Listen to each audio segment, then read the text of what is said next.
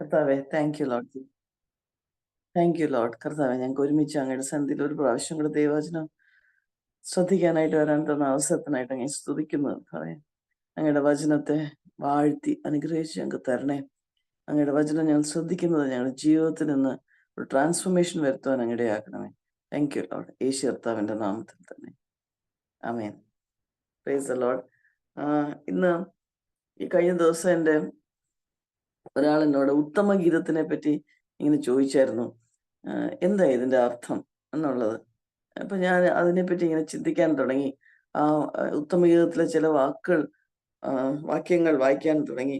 എൻ്റെ ജീവിതത്തിൽ അത് ഒത്തിരി വളരെ എന്നെ ആകർഷിച്ചു. ആ വാക്യം ആ ഭാഗങ്ങൾ നിങ്ങളോടുകൂടെ ഒന്ന് ഷെയർ ചെയ്യാമെന്നാണ് ഞാൻ ആഗ്രഹിക്കുന്നത്. ആദ്യത്തെ വാക്യം ഉത്തമഗീതത്തിൽ വായിച്ചാൽ, അതിനു മുമ്പ് ഉത്തമഗീതത്തിനെ പറ്റി ചില കാര്യങ്ങൾ പറഞ്ഞോട്ടെ. ഫസ്റ്റ് വാക്യത്തിൽ തന്നെ അത് എഴുതിയിരിക്കുന്നത് ശലോമോന്റെ ഉത്തമ ഗീതം. ഇംഗ്ലീഷിൽ അത് എഴുതിയിരിക്കുന്നത് ദ ബെസ്റ്റ് സോങ്. അങ്ങനെയാ, ഏറ്റവും നല്ല ഗീതം. ഞാൻ ചിന്തിക്കുമായിരുന്നു, നമുക്കറിയാം ഉത്തമ ഗീതത്തിൽ എന്താ എഴുതിയിരിക്കുന്നതെന്ന്, അല്ലെ? അപ്പൊ നമ്മൾ പല കമന്റേറ്റേഴ്സ് തന്നെ, ബൈബിൾ കമന്റേറ്റേഴ്സ് പറയുന്നത് ഇതിനകത്ത് ചിലർ പറയും ഈ ബുക്ക് വായിക്കുക വേണ്ട, അതെന്താ ഇങ്ങനെ എഴുതിയിരിക്കുന്നത്. പക്ഷെ പരിശുദ്ധാത്മാവാം ദൈവം ഈ ബൈബിൾ കമ്പൈൽ ചെയ്തപ്പോൾ ഉത്തമം എന്ന് പറഞ്ഞ ഏറ്റവും ബെസ്റ്റ്. സോളമൻ 1000-ൽ കവിഞ്ഞ് പാട്ടുകൾ എഴുതിയിട്ടുണ്ട്. അതിലെ ഏറ്റവും ബെസ്റ്റ് സോങ് എന്ന് ദൈവം പറഞ്ഞെങ്കിൽ തീർച്ചയായിട്ടും അത് ബെസ്റ്റാ. പല രീതിയിൽ ഇതിനെപ്പറ്റി ചിന്തിക്കാം. രണ്ട് രീതിയും ഞാൻ ചിന്തിച്ചപ്പോൾ എനിക്ക് വലിയ ആകർഷണമായിട്ട് തോന്നി. അതായത് ഇതിനകത്ത് പറഞ്ഞിരിക്കുന്ന മുഴുവനും രണ്ട് ലവേഴ്സ് തമ്മിലുള്ള ഒരു സ്നേഹത്തിന്റെ കാര്യമാണ്. അതായത് എങ്ങനെയാ അപ്പം ഇത് വായിക്കുമ്പോൾ മനസ്സിലാവുന്നത് ഐഡിയൽ ആയിട്ടുള്ള കാര്യമാണ് ഇതിനകത്ത് പറഞ്ഞിരിക്കുന്നത്. ഐഡിയൽ എന്ന് പറഞ്ഞാൽ ഏറ്റവും ബെസ്റ്റ്. നമ്മുടെ ഐഡിയൽ ഇന്ന് കാണുന്നേയില്ല.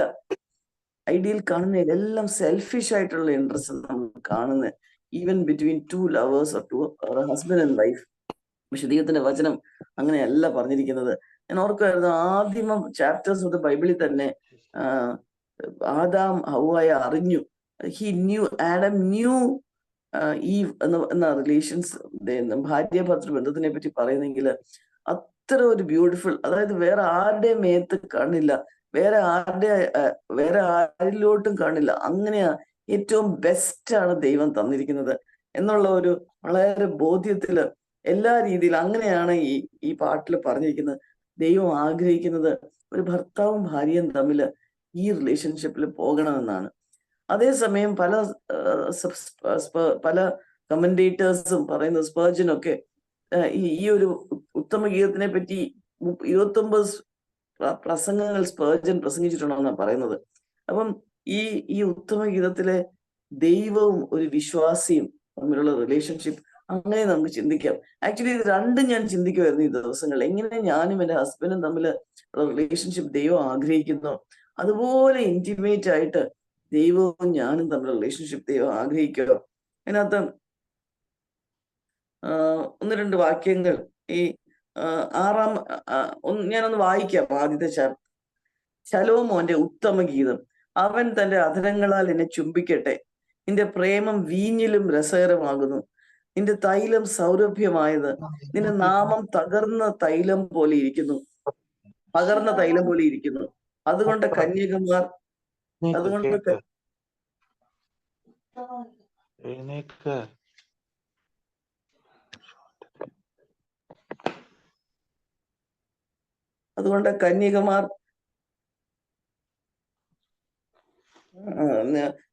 നിന്നെ സ്നേഹിക്കുന്നു.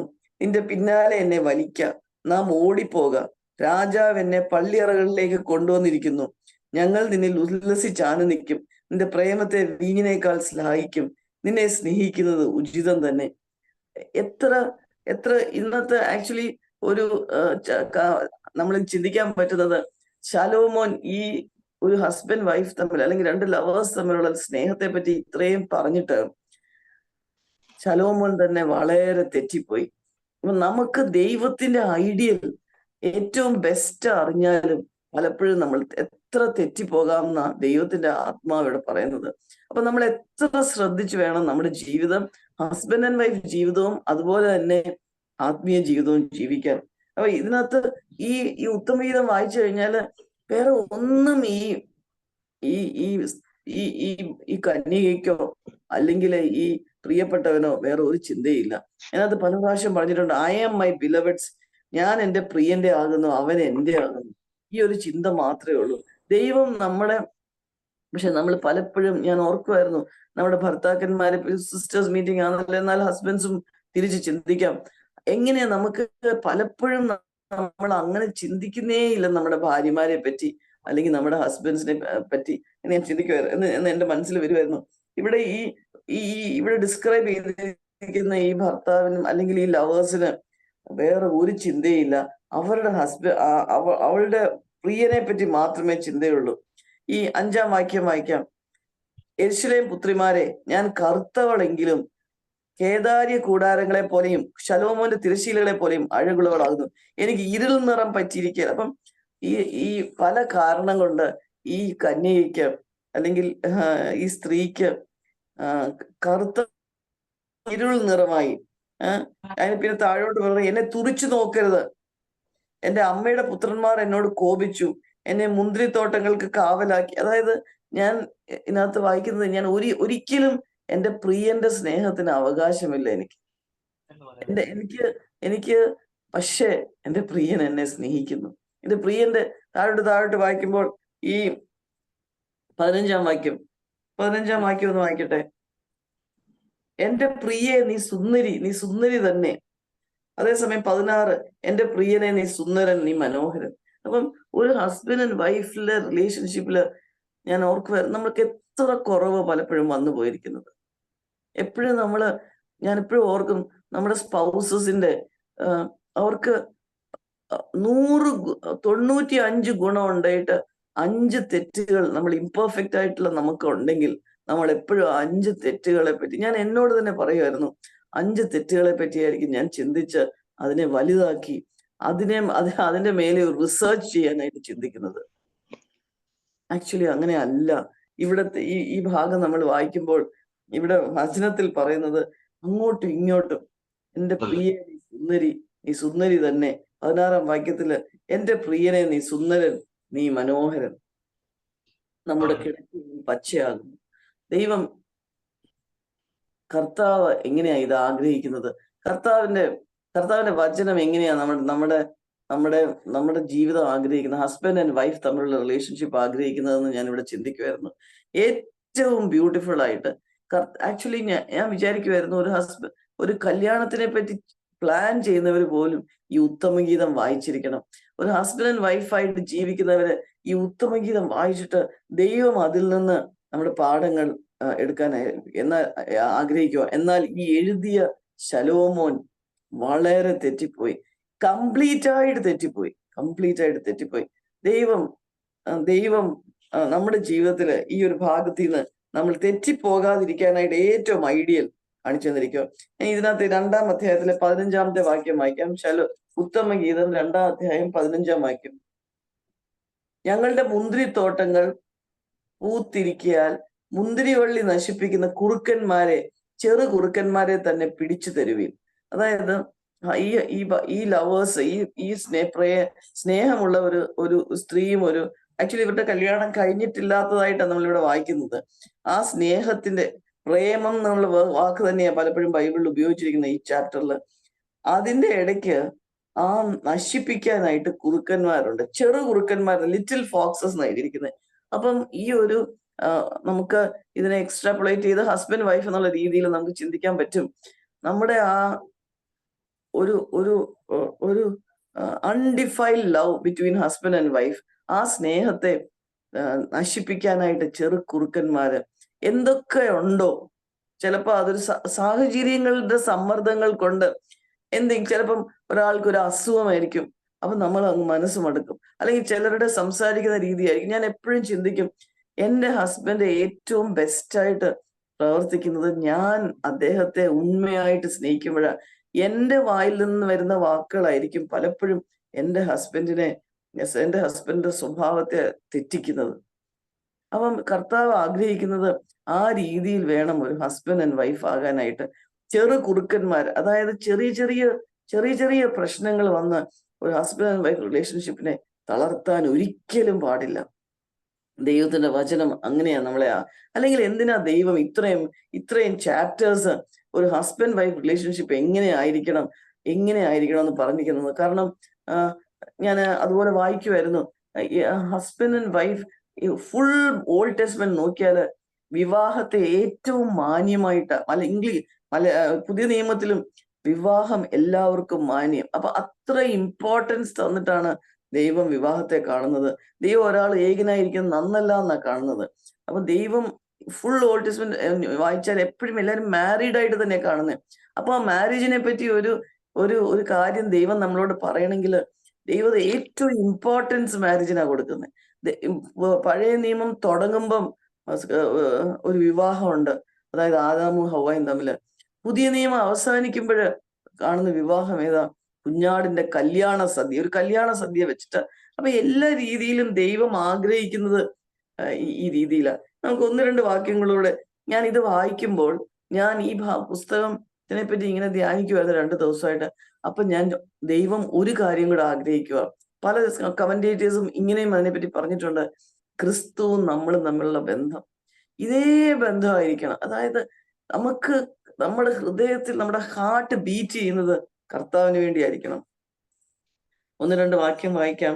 4-ാം അധ്യായം, ഉത്തമഗീതം 4-ാം അധ്യായം 9-ാമത്തെ വാക്യം. എന്റെ സഹോദരി, എന്റെ കാന്തേ, നീ എന്റെ ഹൃദയത്തെ അപഹരിച്ചിരിക്കുന്നു.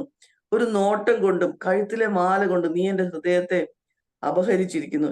ഇവിടെ വേറൊരു ഇംഗ്ലീഷിൽ പറഞ്ഞിരിക്കുന്നത്, you have made my heart beat faster. അപ്പം ദൈവത്തിന്റെ you have made my heart beat faster with a single glance of your eyes. ഇത് പറയുന്നത് ആക്ച്വലി ഈ പ്രിയനാണ്, അതായത് ഈ ആണാണ് ഈ പെണ്ണോട് പറയുന്നത്. അപ്പൊ കർത്താവ് ഇവിടെ നമ്മള് ആഗ്രഹിക്കുന്നത്, കർത്താവ് നമ്മളിങ്ങനെ നോക്കുക. ഞാൻ ആ അലിഗറിയിലോട്ട് പോവാണ്. ഹസ്ബൻഡും വൈഫും തമ്മിലുള്ളത് അങ്ങനെ ആയിരിക്കണം. അതായത് ഹസ്ബൻഡ് ഒരു വൈഫിനെ പറ്റി ചിന്തിക്കുമ്പോൾ the heart should beat faster എന്ന് വെച്ചാൽ, ഞാൻ ജോലി കഴിഞ്ഞു എന്റെ വൈഫിന്റെ അടുത്തോട്ട് പോവാ, അങ്ങനെ ആയിരിക്കണം. അതേ രീതിയിൽ തന്നെ കർത്താവ് നമ്മളെ കാണുമ്പോൾ കർത്താവിന്റെ ഹൃദയമെടുപ്പമാണ്.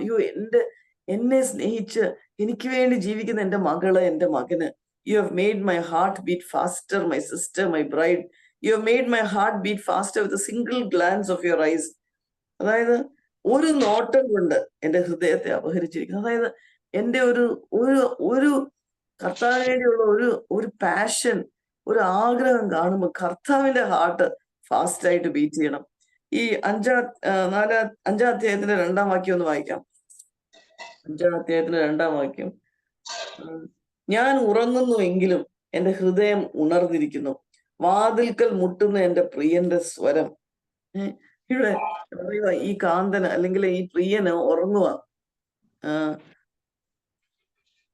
5-2 ഇതിനകത്ത് ചില മാറിയാ പറഞ്ഞിരിക്കുന്നത്. എന്തായാലും ഞാൻ ഓർക്കുമായിരുന്നു, ഉറങ്ങുമ്പോഴും ഹൃദയം, അതായത് നമ്മുടെ ദൈനംദിനം, ഞാൻ കർത്താവുമായിട്ടുള്ള റിലേഷൻഷിപ്പ് ഈ വാക്യം പിന്നെയും ചിന്തിച്ചത്. ഞാൻ ഉറങ്ങുക എന്ന് വെച്ചാൽ ഞാൻ എന്റെ കാര്യം ചെയ്യുക, പക്ഷെ എന്റെ ഹൃദയം എപ്പോഴും ഉണർന്നായിരിക്കുന്നത്. കർത്താവിനെ എന്റെ അടുത്ത് എന്താ പറയാനുള്ളത്?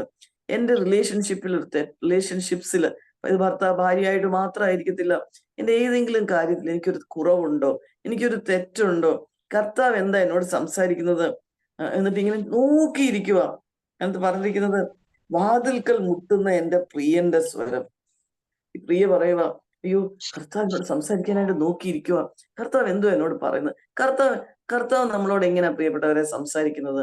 കർത്താവ് സംസാരിക്കുന്നത് ദൈവവചനത്തിൽ കൂടി സംസാരിക്കും, മറ്റുള്ളവരോട് കൂടി സംസാരിക്കും. ചിലപ്പോൾ ചിലർ നമ്മളെ കളിയാക്കുന്നതിൽ കൂടി സംസാരിക്കും, ചിലർ പരിഭവം പറയുന്നതിൽ കൂടി സംസാരിക്കും. കർത്താവ് നമ്മൾ എപ്പോഴും ആഗ്രഹിക്കുന്നത് നമ്മളെ പ്യൂരിഫൈ ചെയ്യാൻ, സാങ്ക്ടിഫൈ ചെയ്യാൻ, ഒരു ലവ് റിലേഷൻഷിപ്പിൽ മുമ്പോട്ട് പോകാനാ കർത്താവ് ആഗ്രഹിക്കുന്നത്. അപ്പൊ എപ്പോഴും കർത്താവ് ഇങ്ങനെ മുട്ടുന്ന സ്വരം. അപ്പൊ നമ്മുടെ ഹൃദയം ഇങ്ങനെ അതായത് നമ്മൾ കർത്താവിന്റെ കാര്യങ്ങളിൽ, അല്ലെങ്കിൽ നമ്മൾ ചേർച്ചിൽ ഇരിക്കുവോ അല്ലെങ്കിൽ ബൈബിൾ വായിക്കുന്നോ ചെയ്യുന്ന സമയത്തല്ല, എല്ലാ സമയത്തും ഇങ്ങനെ ആയിരിക്കണം. നമ്മുടെ ഭാവം എങ്ങനെയായിരിക്കണം? ഉറങ്ങുന്നു എങ്കിലും ഹൃദയം ഉണർന്നിരിക്കുന്നു. കർത്താവെ എന്നെ ശുദ്ധീകരിക്കണമേ. നമുക്ക് സാംസ് 139 139 സങ്കീർത്തനത്തിന്റെ അവസാനത്തെ വാക്യം അറിയാം അല്ലെ? കർത്താവെ എന്റെ ഹൃദയത്തെ ശോധന ചെയ്ത് എന്റെ നിലവുകളെ അറിയണമേ. കർത്താവെ, വ്യസനത്തിനുള്ള മാർഗം എന്നിൽ ഉണ്ടോ എന്ന് നോക്കി ശാശ്വത മാർഗത്തിൽ എന്നെ നടത്തണമേ. എപ്പോഴും നമ്മുടെ ഒരു ഹൃദയത്തിന് തുടിപ്പ് ഇതാണെങ്കിൽ കർത്താവ് നമ്മളോട് ഇടപെടാതിരിക്കുമോ? ഇവിടെ ഈ പ്രിയനും ഈ കാന്തയും തമ്മിൽ എന്തോ ഒരു ബന്ധമാ. 6 അധ്യായത്തിന്റെ 3-ാം വാക്യം വായിക്കാം. ഞാൻ എന്റെ പ്രിയനുള്ളവൾ, എന്റെ പ്രിയൻ എനിക്കുള്ളവൻ, അവൻ താമരകളുടെ ഇടയിൽ മേയ്ക്കുന്നു. I am my beloveds and my beloved is mine. ഇങ്ങനെ അപ്പൊ ഞാൻ ഇത് രണ്ടും പറഞ്ഞോട്ടെ. കർത്താവ് ആഗ്രഹിക്കുന്നത് പ്രിയൻ അല്ലെങ്കിൽ പ്രിയ, ഈ റിലേഷൻഷിപ്പിലാണ് ഹസ്ബൻഡും വൈഫും പോകാനായിട്ട്. ഐഡിയൽ റിലേഷൻഷിപ്പ് ഇവിടെ പറഞ്ഞിരിക്കുന്നത് അതിന്റെ എല്ലാ വർണ്ണനങ്ങളിലും. അതേസമയം കർത്താവ് ആഗ്രഹിക്കുന്നത് കർത്താവ് നമ്മൾ റിലേഷൻഷിപ്പ് ഇങ്ങനെ ആകണമെന്ന്. ബിലവഡ്, എല്ലാ സമയത്തും കർത്താവ് നമ്മളെ പറ്റി പറയും, അയ്യോ എന്റെ ബിലവഡ്. നമ്മൾ പലപ്പോഴും പറയല്ലേ, ഐ ആം മൈ ബിലവഡ്സ് എന്ന് നമ്മൾ പറയും. കർത്താവും അങ്ങനെ തിരിച്ചു പറയണം, എന്റെ പ്രിയ പുത്രി, എന്റെ പ്രിയ പുത്രൻ, നിന്റെ ലൈഫ് എനിക്ക് പ്രസാദകരമായിരിക്കുന്നു എന്ന് കർത്താവ് പറയാനായിട്ട് ആഗ്രഹിക്കുക. നമുക്ക് ഒരു ഭാഗം കൂടെ വായിക്കാം. ഇതിനകത്ത് കർത്താവ് പുതിയ നിയമത്തിൽ വരുമ്പോൾ എന്നാൽ കുറച്ചൊരു വ്യത്യാസം കാണുന്നത്, ഈ പഴയ നിയമത്തിൽ ആക്ച്വലി എല്ലാവരും തന്നെ വിവാഹം കഴിച്ചവരായിട്ടാണ് കാണുന്നത്. പക്ഷെ പുതിയ നിയമത്തിൽ നമ്മൾ വരുമ്പോൾ ചിലര് കല്യാണം കഴിക്കാത്തവരായിട്ടും കൂടെ നമ്മൾ കാണുന്നുണ്ട്. പൗലോസ് കല്യാണം കഴിച്ചിട്ടില്ലായിരുന്നു. അപ്പം പുതിയ നിയമത്തിൽ വരുമ്പോൾ എല്ലാത്തിനും കുറച്ചൊരു വ്യത്യാസമുണ്ട്. അതായത് നമ്മൾ ആ ഭാഗം നമുക്കൊന്ന് വായിക്കാം. 1 കൊരിന്ത്യർ 7-ാം അധ്യായം, 1 കൊരിന്ത്യർ 7-ാം അധ്യായം അതിന്റെ 24 തൊട്ട് വായിക്കാം. 24 തൊട്ട്. സഹോദരന്മാരെ, ഓരോരുത്തൻ വിളിക്കപ്പെട്ട സ്ഥിതിയിൽ തന്നെ ദൈവസന്നിധിയിൽ വസിക്കട്ടെ. കന്യകമാരെ കുറിച്ച് എനിക്ക് കർത്താവിന്റെ കൽപ്പനയില്ല, എങ്കിലും വിശ്വസ്തനാകുക തക്കവണ്ണം കർത്താവിന്റെ കരുണ ലഭിച്ചവനായി ഞാൻ അഭിപ്രായം പറയുന്നു. ഓക്കെ, അതെല്ലാം പൊയ്ക്കോട്ടെ, നമുക്ക് സമയമില്ലല്ലോ. 35 വായിക്കാം. ഞാൻ ഇത് നിങ്ങൾക്ക് കുടുക്കിടുവാനുള്ള യോഗ്യത വിചാരിച്ചും നിങ്ങൾ ചാബല്യം കൂടാതെ കർത്താവിങ്കൽ സ്ഥിരമായി വസിക്കേണ്ടതിനും നിങ്ങളുടെ ഉപകാരത്തിനുമായിട്ട് അത്രേ പറയുന്നത്. മലയാളത്തിൽ ഇച്ചിരി ഡിഫിക്കൽട്ടാ മനസ്സിലാക്കാൻ. ഇംഗ്ലീഷിൽ ഞാൻ വായിച്ചിട്ട് അതിന്റെ അർത്ഥം പറഞ്ഞുതരാം. 1 Corinthians 7:35. And this I say for your own benefit, not to put a restraint upon you, but to promote what is seemly and to secure undistracted devotion to the Lord. കർത്താവിന് undistracted devotion. ഞാൻ ചിന്തിക്കുമായിരുന്നു, ഞാൻ ഇന്നലെ ഒരു സഹോദരിയോട് സംസാരിച്ചപ്പോ സഹോദരി പറഞ്ഞു, ഇന്ന് എനിക്ക് ഒത്തിരി പേരോട് കർത്താവിനെ പറ്റി പറയാൻ പറ്റി. എന്റെ ഹൃദയം അങ്ങ് നിറഞ്ഞു ആ സഹോദരിയുടെ വാക്കുകൾ കേട്ടു. മാത്രമല്ല, ഞാൻ എന്തോ കണ്ടതെന്നറിയാമോ? ആ സഹോദരിയുടെ മുഖത്തുള്ള ആ സന്തോഷം. ഞാൻ ഓർക്കുമായിരുന്നു, ബാക്കി എല്ലാം ചെയ്തതിനെക്കാട്ടിലും ആ മുഖത്തൊരു സമാധാനം, ഒരു സന്തോഷം. ആക്ച്വലി കർത്താവിനെ സ്നേഹിക്കുകയും കർത്താവിനെ സേവിക്കുകയും കർത്താവിന് അൺഡിസ്ട്രാക്റ്റഡ് ഡിവോഷൻ കൊടുക്കുകയും ചെയ്യുമ്പോൾ ഈ ഉത്തമ ഗീതത്തിൽ പറഞ്ഞ പോലെ ഒരു ആ സാറ്റിസ്ഫാക്ഷൻ നമുക്ക് കിട്ടും വേറെ എന്തിനേക്കാട്ടിലും. അപ്പൊ അതെങ്ങനെ നമുക്ക് അങ്ങനെ ചെയ്യാൻ പറ്റും? നമുക്ക് എപ്പോഴും നേരത്തെ പറഞ്ഞ പോലെ ഞാൻ ഉറങ്ങുമായിരുന്നു, പക്ഷെ എന്റെ ഹൃദയം എന്റെ ഉള്ള് എവേക്കായിരുന്നു. എന്ത് ചെയ്യാൻ പറ്റും കർത്താവിന് വേണ്ടി, എന്ത് ചെയ്യാൻ പറ്റും കർത്താവിന് വേണ്ടി. ചിലപ്പോൾ അത് മക്കളുടെ ജീവിതങ്ങളിലായിരിക്കും, ചിലപ്പോൾ സഭയിലുള്ളവരുടെ ജീവിതത്തിലായിരിക്കും, ചിലപ്പോൾ സ്വന്തം പേരൻസിന്റെ കാര്യത്തിലായിരിക്കും. എന്താ കർത്താവ് ആഗ്രഹിക്കുന്നത്? ഞാൻ എന്ത് ചെയ്യണം അൺഡിസ്ട്രാക്റ്റഡ് ആയിട്ട്? അതായത് ചാബല്യം കൂടാതെ അതിനകത്ത് എഴുതിയിരിക്കുന്നത്, അതായത് വേറെ ഡിസ്ട്രാക്ഷൻ ഒന്നും വരാൻ പാടില്ല. എന്റെ കർത്താവാണ് എനിക്ക് ഏറ്റവും പ്രധാനമായിട്ടുള്ളത്. എന്റെ കർത്താവിന് വേണ്ടിയാണ് ഞാൻ ജീവിക്കേണ്ടത്. എന്ത് കർത്താവ് അങ്ങനെ ജീവിക്കുമ്പോൾ കർത്താവ് അതിന്റെ വഴികളിൽ ചിലപ്പോൾ ഞാൻ ഒരു കാര്യം കൂടെ പറഞ്ഞോട്ടെ. ഹാനോക്ക് എന്ന് പറഞ്ഞ ഒരു പ്രവാചകൻ ഹാനോക്ക് എന്ന് പറഞ്ഞൊരു മനുഷ്യനുണ്ടായിരുന്നല്ലോ ഉൽപ്പത്തി പുസ്തകത്തില്. അദ്ദേഹം കർത്താവിന്റെ കൂടെ നടക്കാൻ തുടങ്ങിയതിനു ശേഷം പിന്നെയും പുത്രന്മാരെയും പുത്രിമാരെയും ജനിപ്പിച്ചെന്നാ വായിക്കുന്നത്. എന്നിട്ടും അദ്ദേഹം 365 വർഷമാണെന്ന് എന്റെ ഓർമ്മ. അത്രയും വർഷം ടോട്ടൽ ജീവിച്ചിട്ട് കർത്താവ് അത്രയ്ക്ക് പ്രസാദമായിട്ട് കർത്താവ് അങ്ങ് എടുത്തുകൊണ്ടു. അപ്പം വിവാഹം ഒരിക്കലും ഈ അൺഡിസ്ട്രാക്റ്റഡ് ഡിവോഷൻ കർത്താവിന് കൊടുക്കുന്നതിന് എതിരല്ല. പക്ഷെ ഏത് രീതിയിൽ കർത്താവ് ആക്കുന്നോ നമ്മളെ, അതിനകത്ത് ഒറ്റ കാര്യമാണ്, ചാബല്യം കൂടാതെ അല്ലെങ്കിൽ വേറെ ഒന്നും കടന്നു വരാതെ എപ്പോഴും നമുക്ക് കർത്താവിനെ എങ്ങനെ സേവിക്കാം. കർത്താവിനെ സേവിക്കുന്നതിന്റെ കാര്യത്തിൽ ഒറ്റ കാര്യം ഞാൻ പറഞ്ഞോട്ടെ, നമ്മൾ മനുഷ്യരെയാ സേവിക്കുന്നത്. മനുഷ്യരെ സേവിക്കുമ്പോഴാണ് കർത്താവിനെ. കാരണം ഇപ്പൊ നമ്മുടെ ചുറ്റും മനുഷ്യർ മാത്രമേ ഉള്ളൂ. നമ്മൾ സ്വർഗത്തിൽ ചെല്ലുമ്പോൾ മാത്രമേ ഉള്ളൂ കർത്താവിനെ മാത്രം ആരാധിക്കുകയും സേവിക്കുകയും. കർത്താവിനെ സേവിക്കുന്നത്. ഞങ്ങൾ എപ്പോഴും പറയാറുള്ള ഒരു വാക്യമുണ്ട് കൊരിന്ത്യർ ലേഖനത്തിൽ നിന്ന്. പൗലോസ് പറയുക, ഞാൻ എല്ലാവരുടെയും അടിമയായി. ഞാൻ ഒരു അടിമ എന്ന് പറഞ്ഞാല് I have made myself a slave to all. അത് ചിലപ്പോൾ എന്റെ ഭർത്താവിനായിരിക്കും, ചിലപ്പോൾ മക്കൾക്കായിരിക്കും, ചിലപ്പം കർത്താവിനെ അറിഞ്ഞിട്ടേ ഇല്ലാത്ത സഹപ്രവർത്തകർക്കായിരിക്കും. അപ്പൊ ഞാനൊരു ഒരു അടിമയെ പറ്റി നമ്മൾ ചിന്തിച്ചാൽ ഒരിക്കലും ഒരു അടിമ ആ യജമാനെതിരെ വായ തുറക്കത്തില്ല. അടിമയായിട്ട് തന്നെ ഇരിക്കും. അപ്പൊ നമ്മൾ ഈ ലോകത്തിൽ നമ്മളെ തൽക്കാലം വെച്ചിരിക്കുന്നത് ആക്ച്വലി മനുഷ്യർ ബാക്കിയുള്ള നമ്മുടെ കൂടെ ഇടപെടുന്നവരുടെ രീതിയിൽ അടിമ എന്ന് നമ്മളെ തന്നെ ചിന്തിച്ചാൽ മാത്രമേ നമുക്ക് അവരോട് നന്നായിട്ട് ഇടപെടാൻ പറ്റുള്ളൂ. അല്ലെങ്കിൽ എന്ത് പറ്റും, അവർ എന്തെങ്കിലും ഒരു ചെറിയ കാര്യം നമുക്ക് ഇഷ്ടമില്ലാത്തത് ചെയ്താൽ നമ്മൾ വളരെ ഭയങ്കരമായിട്ട് കോപിക്കുകയും നമ്മൾ പ്രകോപിതരാകുകയും നമ്മൾ അവരെയും അങ്ങനെ ആക്കും. നമ്മളുടെ ജീവിതവും ഭയങ്കര മോശമായിട്ടും ബിറ്ററായിട്ടും തീരും. എന്നാൽ നമ്മൾ പൗലോസ് അവിടെ പരിശുദ്ധാത്മാവിൽ പറഞ്ഞിരിക്കുക, I have made myself a slave to all. അപ്പൊ ഞാൻ സംസാരിക്കുന്ന ഭാഗം നിർത്തട്ടെ. ഞാൻ രണ്ട് കാര്യം മെയിനായിട്ട് പറയാം. കർത്താവ് വിവാഹത്തെ ഏറ്റവും മാന്യമായിട്ടാണ് കാണുന്നത്. അതുകൊണ്ടാണ് വിവാഹത്തില് ഉള്ള കാര്യത്തെ പറ്റി, ഏറ്റവും ബ്യൂട്ടിഫുൾ ആയിട്ടുള്ള കാര്യത്തെ പറ്റി ഏറ്റവും ഉത്തമമായിട്ടുള്ള ഗീതം എന്ന് പറഞ്ഞ് വെച്ചിരിക്കുന്നത് ബൈബിളിന്റെ ഏകദേശം നടുക്ക് ഭാഗത്തില്. അത് പറഞ്ഞിരിക്കുന്നത് എന്തുവാ? ഏറ്റവും അവിശ്വസ്തനായിട്ട് പോയ ശലോമോനാ പറഞ്ഞിരിക്കുന്നത്. അപ്പൊ ദൈവം എന്തോ പറയുന്നത്, നമുക്ക് അങ്ങനെ തെറ്റിപ്പോകാം. നമ്മൾ വളരെ വാർണിംഗ് എടുക്കണം. നമുക്ക് അങ്ങനെ തെറ്റിപ്പോകാൻ സാധ്യതയുണ്ട്. പക്ഷെ ഞാൻ ആഗ്രഹിക്കുന്ന ഈ ഐഡിയലിലോട്ട് നിങ്ങൾ തിരിച്ചു വരണം. അത് പറ്റും, അത് സാധിക്കും. കാരണം ഞാൻ നിങ്ങളുടെ കൂടെ ഉണ്ട്. വിവാഹ ജീവിതം അങ്ങനെ മാന്യമായിട്ട് കൊണ്ടുപോകാൻ സാധിക്കും. അതിന് ദൈവത്തിന്റെ കൃപ നമ്മുടെ കൂടെ ഉണ്ട്. അതുകൊണ്ട് നമ്മൾ തെറ്റിപ്പോയെന്ന് വിചാരിച്ച ആരും ഞാൻ ഒത്തിരി തെറ്റിപ്പോവും. പല പ്രാവശ്യവും ഞാൻ ചിലപ്പോൾ എന്റെ ഹസ്ബൻഡിനെതിരെ മോശമായിട്ട് സംസാരിച്ചിട്ടുണ്ട്, ലൗഡായിട്ട് സംസാരിച്ചിട്ടുണ്ട്, പറഞ്ഞ അഭിപ്രായങ്ങൾക്ക് ഭയങ്കര കർശനമായിട്ട് എതിർത്തിട്ടുണ്ട്. പക്ഷെ എനിക്കൊരു ഹോപ്പുണ്ട്, ഈ രീതിയിൽ വിവാഹ ജീവിതം നയിക്കാൻ കർത്താവ് ഞാൻ സഹായിക്കുന്നുള്ളത്.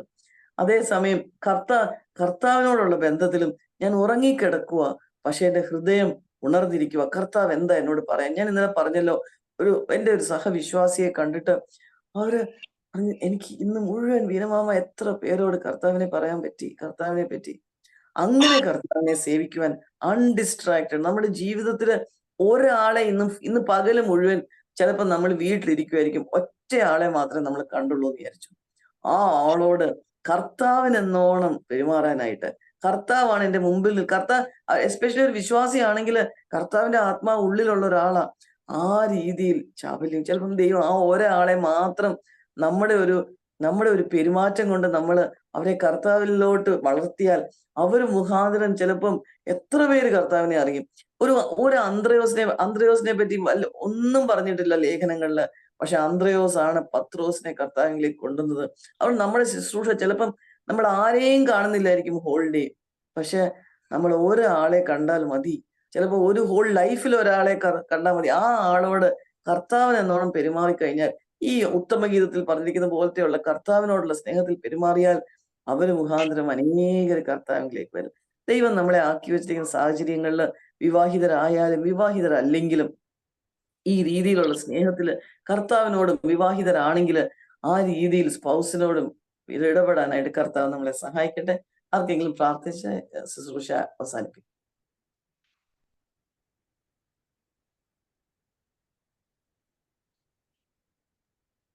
Father, Lord, we thank you and praise you, Lord, for the blessed word. Help each one of us, Father, Lord, as we heard this word, Kartave, to live lives loving you, totally undistracted, and to be fully devoted to you. And also, Lord, at the same time, you have given us partners in life, spouses in life, Lord, fellow believers in life, Lord, friendships. We pray, Father, help us, Lord, to live in every relationship as your word tells us. And as we heard, Father, Lord, to be able to submit to each other, to be able to be bond servants of each other. Help each one of us, Lord, who listened, who heard the word, not just to be hearers, but help us all to be doers of the word. Thank you, Lord, for the blessed word. Lord, thank you, Lord, for using Binama. Thank you. And thank you, Lord, that you will help us enable to do all this. In Jesus' name we pray. Amen. Praise the Lord.